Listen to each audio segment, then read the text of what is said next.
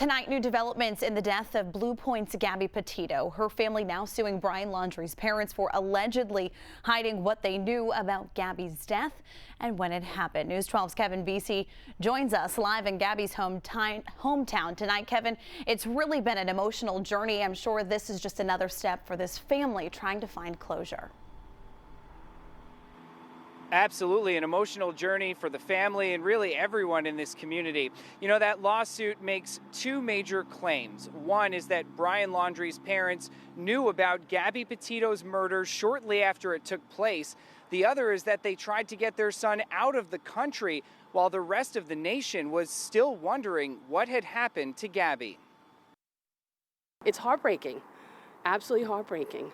Bayport Blue Point residents reacting to this bombshell lawsuit filed today in Florida, which claims Brian Laundrie's parents knew about Gabby Petito's murder weeks before her remains were found in Wyoming, but kept their mouths shut. The document says it is believed that on or about August 28th, Brian Laundrie advised his parents that he had murdered Gabrielle Petito. As we have reported, Gabby and Brian were on a cross-country road trip, but Brian returned to his parents' Florida home by himself on September 1st. He refused to cooperate with law enforcement, and the lawsuit claims his parents were making arrangements for him to leave the country while an all-out search for Gabby was getting underway.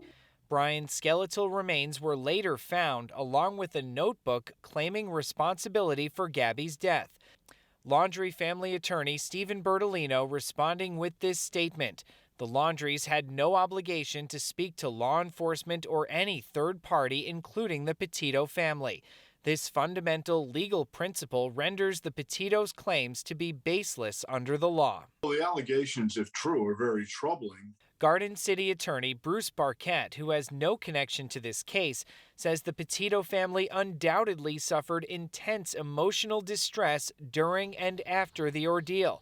But he thinks this lawsuit will be an uphill battle. If their son came to them and confided in them as to what happened, they are not obligated, either under civil law or even under criminal law, to tell anybody about that.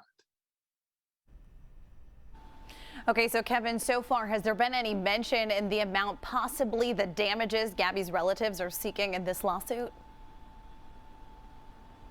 Yeah, Mackenzie, so the amount is listed in excess of $30,000. And through all of this, it should be noted that Christopher and Roberta Laundrie, they have not been charged with any crimes.